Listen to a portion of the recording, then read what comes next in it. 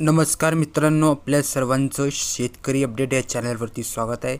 आजच्या या विशिष्ट व्हिडिओमध्ये आपण महाराष्ट्रातील 28 मे 2026 रोजीचा मध्यरात्रीच्या दरम्यानचा हवामानाचा आढावा या व्हिडिओच्या माध्यमातून घेणार आहोत। व्हिडिओला कुठेही स्किप न करता व्हिडिओला शेवटपर्यंत नक्की बघा, जेणेकरून महत्त्वाची आणि उपयुक्त माहिती तुमच्यापर्यंत पोहोचत राहील। हवामानाचा आढावा नेहमी तुमच्यापर्यंत पोहोचत राहील।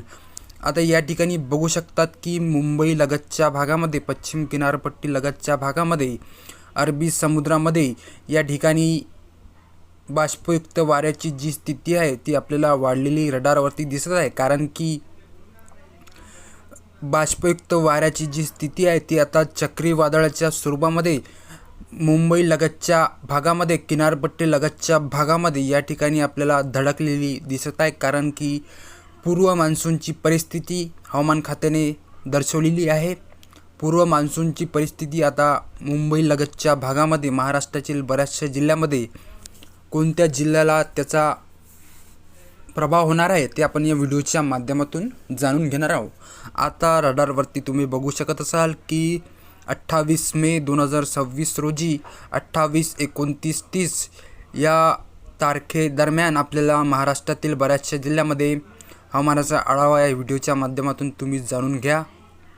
या ठिकाणी पश्चिम किनारपट्टी लगतच्या भागामध्ये नंदुरबार असेल, मालेगाव, नाशिक, अकोले, खानदेशचा जो प्रदेश आहे मित्रांनो, नंदुरबार, धुळे, शिरपूर, मालेगाव, मनमाड, चाळीसगाव या ठिकाणच्या प्रदेशामध्ये मुसळधार स्वरूपाचा पाऊस मध्यरात्रीच्या दरम्यान आपल्याला बघायला मिळणार आहे। त्यानंतर इकडे आपण वळलो की नाशिक, पेठ, जोहार, घोटी, अकोले, वलसाड, बोईसर या ठिकाणच्या प्रदेशामध्ये सुद्धा आपल्याला मुसळधार स्वरूपाचा पाऊस मध्यरात्रीच्या दरम्यान वादळी वाऱ्यासह आपल्याला बघायला मिळणार आहे। त्यानंतर इकडं वसई, विरार, मुंबई, माथेरान, लोणावळा, चाकण, अलिबाग या ठिकाणच्या प्रदेशामध्ये सुद्धा आपल्याला मध्यरात्रीच्या दरम्यान मुसळधार स्वरूपाचा पाऊस आपल्याला बघायला मिळणार आहे।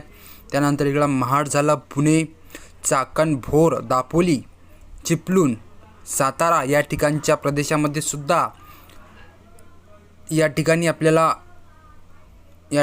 प्रदेशामध्ये सुद्धा हवामान खात्याने रेड अलर्ट जारी केलेला आहे। या ठिकाणी आपण बघू शकत असाल रत्नागिरी, राजापूर, कंकावली, सावंतवाडी,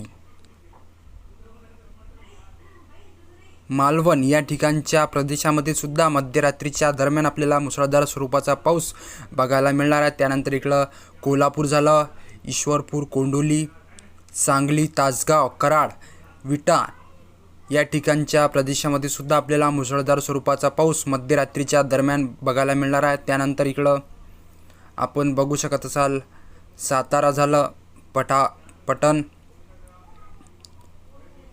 सांगोले, पंढरपूर, सोलापूर, इंदापूर, करमाळा या ठिकाणच्या प्रदेशामध्ये सुद्धा आपल्याला मध्यरात्रीच्या दरम्यान मुसळधार स्वरूपाचा पाऊस बघायला मिळणार आहे। त्यानंतर करमाळा, कर्जत, परंडा, भूम, बार्शी या ठिकाणच्या प्रदेशामध्ये सुद्धा आपल्याला मुसळधार स्वरूपाचा पाऊस मध्यरात्रीच्या दरम्यान बघायला मिळणार आहे।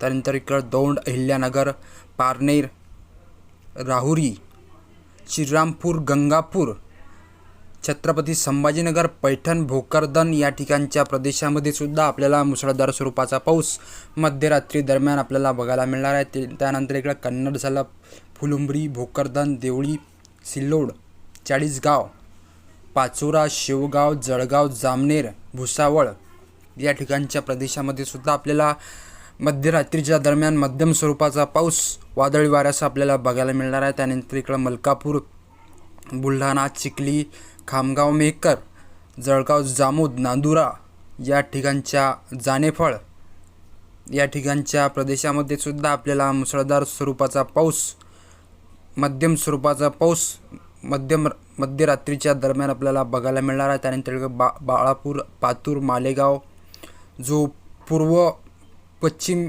विदर्भातला जो प्रदेश आहे या ठिकाणच्या प्रदेशामध्ये सुद्धा आपल्याला मध्यम स्वरूपाचा पाऊस वादळी वाऱ्यासह बघायला मिळणार आहे। तर मित्रांनो, ही होती मध्यरात्रीच्या दरम्यान 28, 29, 30 मे रोजीची हवामानाचा आढावा या व्हिडिओच्या माध्यमातून आपण जाणून घेतलेला आहे। व्हिडिओ जर तुम्हाला माहितीपूर्ण आणि उपयुक्त वाटला असेल तर व्हिडिओला लाईक करा, चॅनलला सबस्क्राईब करून बेल नोटिफिकेशनला ऑनवर सेट करा।